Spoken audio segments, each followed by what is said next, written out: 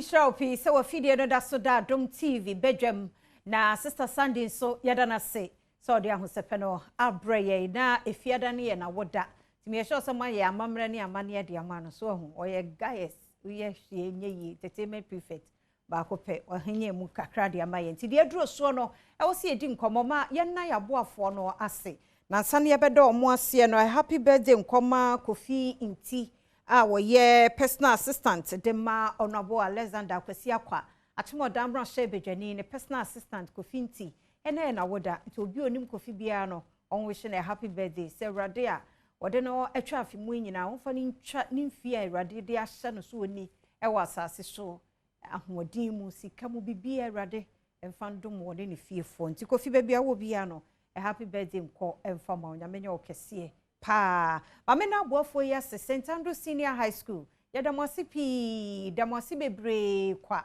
muni ya adwuma mfie bebre muguswa ne ya adwuma enu nti na de bia me bo de ro sa wofo abatan echi ne benche ye a wo hweye sa wo pe school e do ba komu a ya fa ne ko St. Andrew Senior High School na abofra no ngumasua bibia enhyeda nkoyie emfa man your board ne wo den so e wo ho nti mfa ho ne baby a wo hweye baby a wo obetumi de abofra na kɔ courses ni nyina so won mo ehyebi e wo St. Andrew Senior High School ye do mo se ye no won ye adwuma efie bebre ni na Kel Kit toothpaste nso e ye dura ye de twitwi nkwada asen ahoɔden a wo de twitwi abofra no se anɔpɛ no fa ahoɔden kro na hye mo anwumre nso ma abofra no bi se de ni nyina de wadie bia no e wo se by the time o ye so wo da no ye twitwi ni nyina free mu na abofra no ho e ban free kaka ene sen enyarwa ahodo akra ketwa 6 years ni etutu ne sen am se emu oya nti so mpesa oba ye betutu ne sen wako pain mu a ya twitwe ne sen anopa ne anwumre bra wo de Kel Kit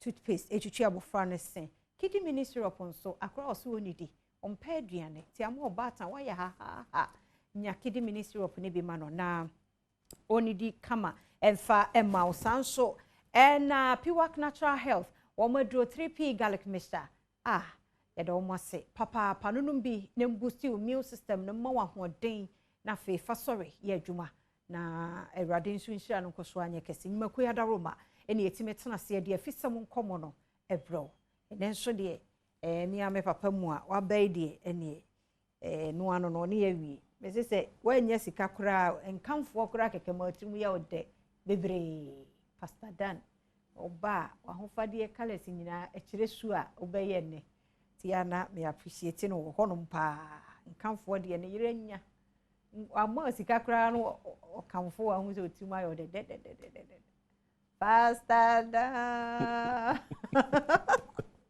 Pastor Dan ya wo afishia pa afem koma tu mfio so afisa se na nkwa hoden wo ho na bibia koso kama na unkura nsensem yi amen gusu de dum ye amen ye wo de esanko obi ehia wa no pa o asama obeka mama ni pa na mani ti be ne de go kan kran nsensem on said nipa de si enwene na nti nipa de no e kira se sei ekase nipa da odom bi onipam achede bi onipam modimbo bi onipam nyansa bi onipam enunyam onipam masade na ntimimpie hanti odom achede emoa modimbo enunyam sanema na wonipa nunya wuhia nipa no a hweso bebo modenu ama sade na timapie enye obi bia no nim ne owo obi ogina chire no hunu wo chen ne awusu ne hunu nti mebotae nyina ne se onipa bia obehia ne bia no bomode ama ne papa no endedi bone ne akaye nti se nes me hu green se me fe se me hu red se me fe eno se takwa so nam ayi self suspect so se me fe oh god because a down edidi chire a down love, a down boldness, a down fertility, a down productivity, a down newness, a down sani me nyina di. Into hia no a, bombode na masade ne mra. Na sade ntimi nanim. Any consider bia ye sorry ye dumping people's spirit. We are sana o say nipa. O say nipa. We don't destroy people. We build people up. Sir. Nti we ye introduction. And the main topic no ankasa eye the entia any kwan say obomu ebuntam. And now why you should never give up. And wabamu muntam. Eno hu nkomo na Pastor Dan ene ye ba bedi anopay. Fi se mehwe a obi afenahya se abepem enne ya make say 19th. Je say bibia nkoyi enti no eno ano no. Wa wie kura na ye de Messi na Argentina for omo Messi no. So ye de ono ye case study. According to me director de me de na minim enumum.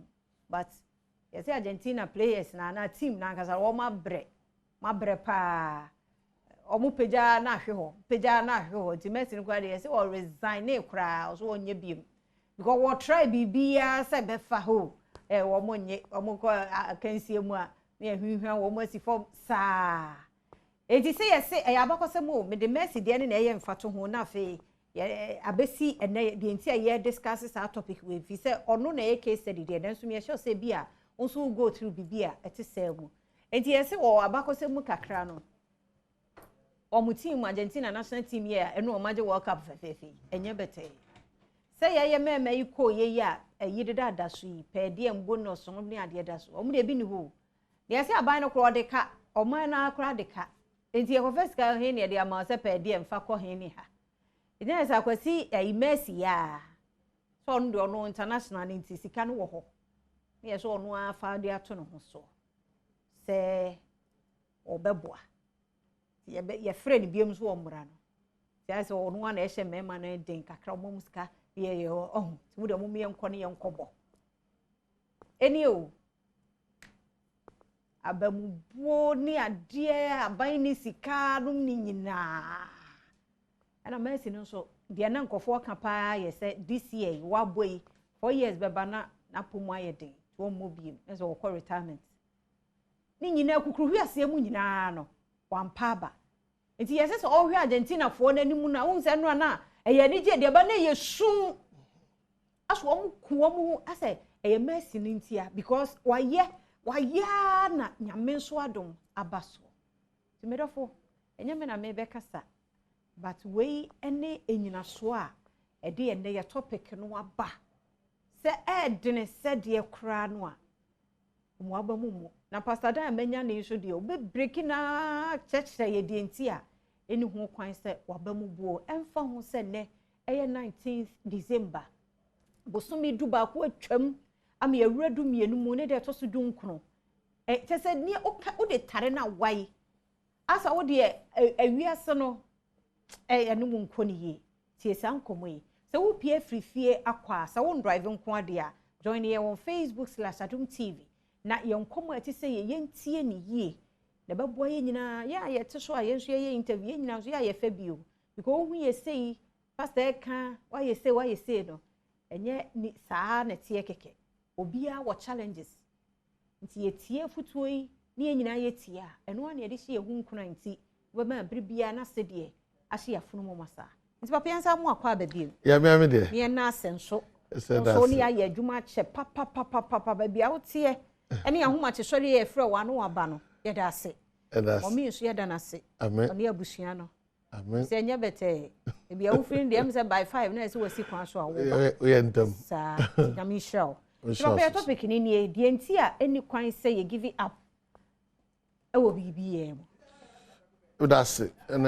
it's your hwefo no tiefo on say benfo cabs assembly say aden san ya ye monya mesobo emu pa aden nyan san ya monya mesobo say awade wa mbom yie awade me kwade oni mani ni yie mewu kra anka mepe na me kwade mbe ye de ni bebeja nkrofo abrabom yes aha aden san ya monya mesobo sanse wodim ne ewani Messi story na ekre nema bebre say emu abamu don't give up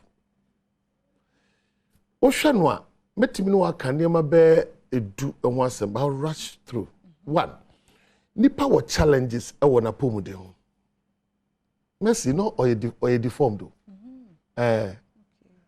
oye yarefo but o kasa onsa ne kasa nyedem obi walk up here advert ya hwe kasa enye or deformity sa deformity no kura na se ne be ye beto adro kura de ahwe no na din iti obi wa o hwe nsabre yare bi eda wo so nti wabamabu Messi no ya yarefo di yare no mu ne yakopa ba bia ma no akɔhye se otumi bɔbɔ kakra na ɔkɔbɔ match ba ko hye 5 goals se akɔwe wo yare de na so betumi ada na wo yare no atumi ahwɛw enti wa ma yare no anka na nhyɛ anyo sresrefo na mo yare no nyina no bɔ no mɔden enti memu abamu mbu wo yade bia utim because yade timi krepo nipa obo etimi catch say when are you that is the end mema yare mbu abem number 2 mema ohia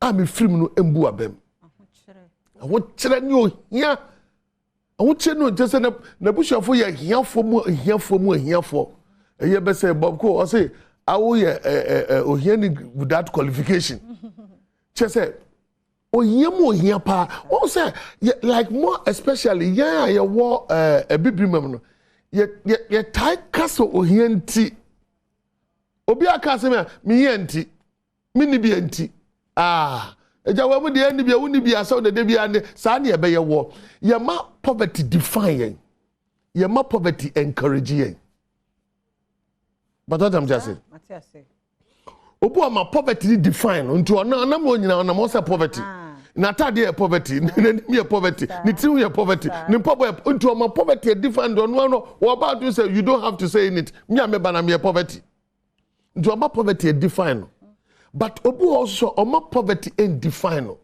no ma poverty mum encourage no nipa ma ye nipa kese wo Ghana anyinara e yo mo poverty de show mu kura say me baby me free ba no me bob me modern say me nko machi da and that has made them who they are inti also poverty inti memu abamu mbu say mini bi memu abamu mu say me fie ni bi memu abamu mu say ye be jankrofo no don't do that.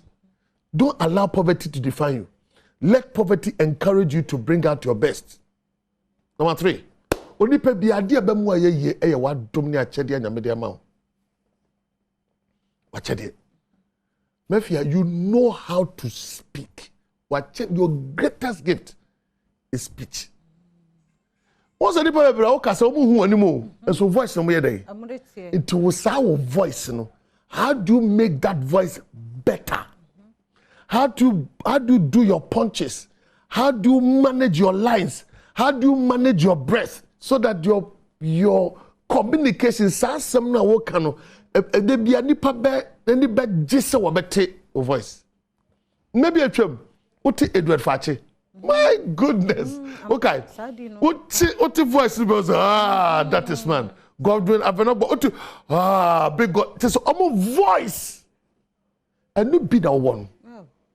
It is on your memu adom ni achede mfantena faako bo modern sa achede no besiesie hunu achede obi nyame dia ma otesi ama oska kokko edafimu fa hohoro ho unya godna process no u process na benya chain ubenya bracelet ubenya niam bebre afrim enti gift is not enough but process your gift enti obi bia wo bia menka se me de be wiase kwa nwo ba mu mbu biribi wo mu papa bi oga na otonyum na iba na we what ka sa nyum no pato part be wona nim nyum minimo oni ni bia no aso woto yes but he became one of the popular musicians see na what part be maybe so what I told you, maybe to you. Part and just say me. Part bear. And yeah, boy, anyway, where part bear. Part bear.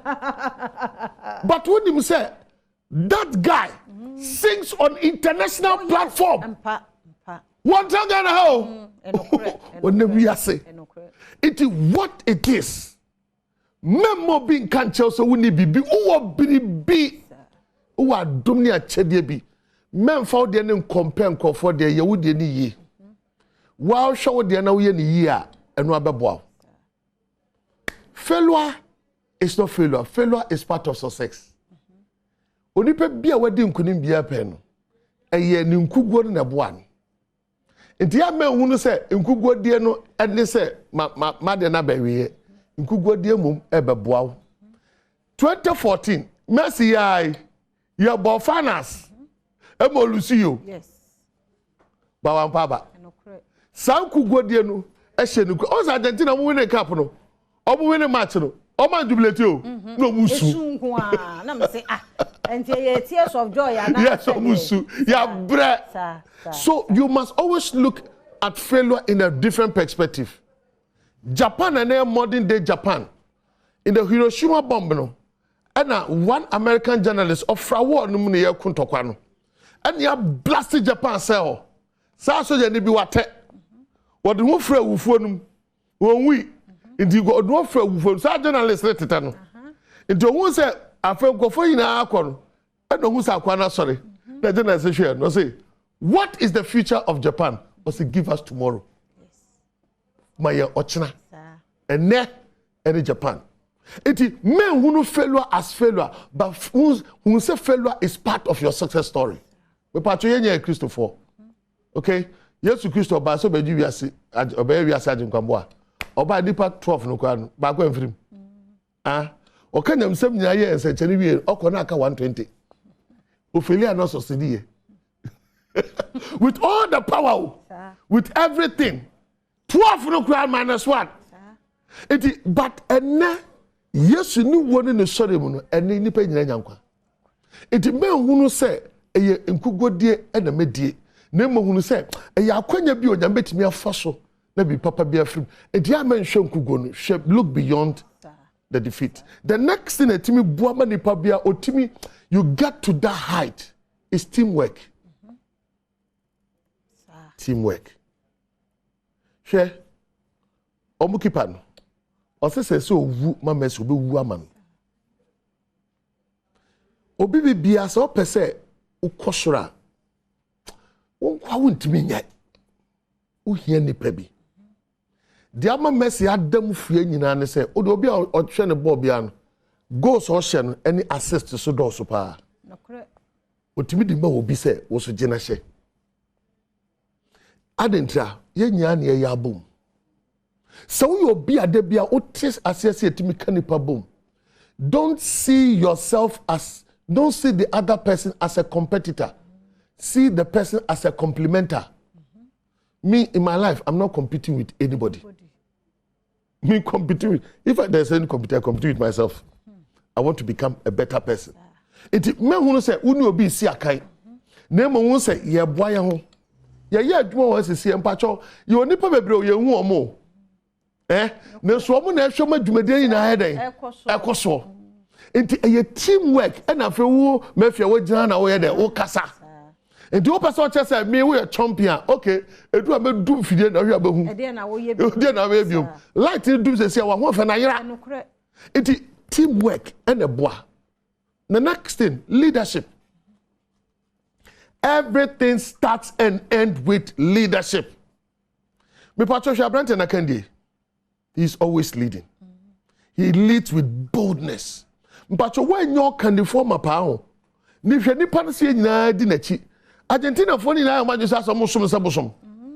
In fact, obi adi nachi. Nansen story be by say Ronaldo ya also aje World Cup in prenu. No aje world best I think in Prensa. Ni kro mo fokwa mu no. Fani hwe. But Messi wo musom ne sabosom. Who do up about the boy? Who try Messi? Yes, Ronaldo on your World Cup that. The maker a friend say Brazilian Ronaldo. Okay. Next hero. Ronaldo back on. Go and check the history. Ronaldinho. Yeah, that be Ronaldo. Ronaldo Akasa Oje World Cup 2 times. Oh, okay. Oje 2002. Yeah, yes. Into no Oje 2 times. Oje at the age of 17. And Osaba Beji 2002. Osaba Beji. Wasaji World Cup. Wasaji best player the 3 times. Okay. But the crew for someone funny yeshe.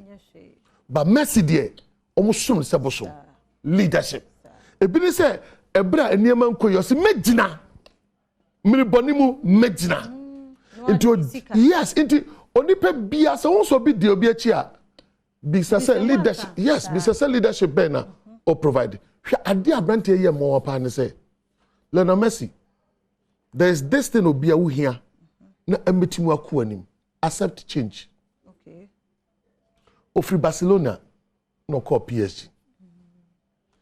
Ade amanipa bia tumpon ye enkunimdi for a change. But it should be positive.